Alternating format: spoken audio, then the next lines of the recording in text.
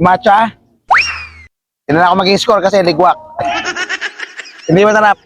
Totally hindi masarap. Ang mahal-mahal, ang liit na lalagyan, totally ligwak siya.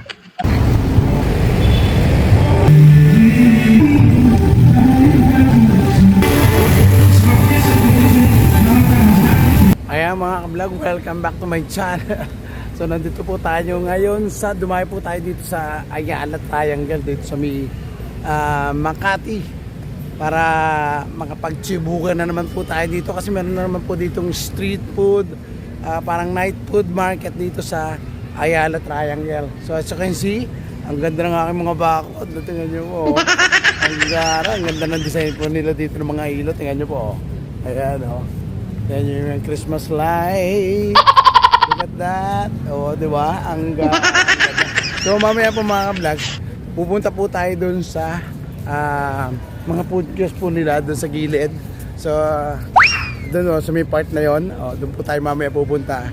And then, ipipicture po natin yung mga street po dito sa Ayala Triangle. Dito po yan sa Makati ha, sa may Ayala mismo, sa business district here in Makati. So, let's go. Pasyalan po natin yung street food galore nila dito, and then naku, titikman po natin. Titikin po tayo ng mga ilang kwan lang po ng anong tawag dito, street food nila dito para at least makatingnan natin kung masarap. Let's go.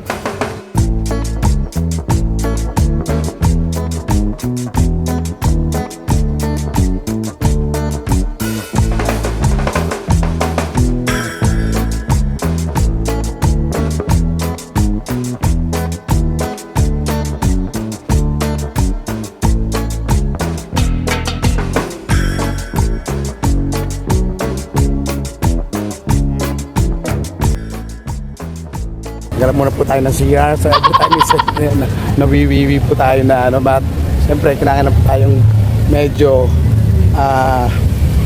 ayos yung ating pakiramdam para at least ma-deliver po natin yung ating magandang topic here in story.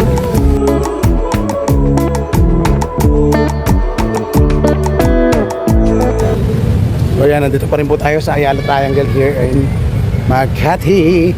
So tikim po tayo ng street food later para at least may iba naman kasi usually doon tayo sa mga low end na mga street food, but this time is nandito tayo sa business district ng Makati. So meron nila dito every weekend, meron daw sila ditong ayan, mga street food. So let's go, punta na natin.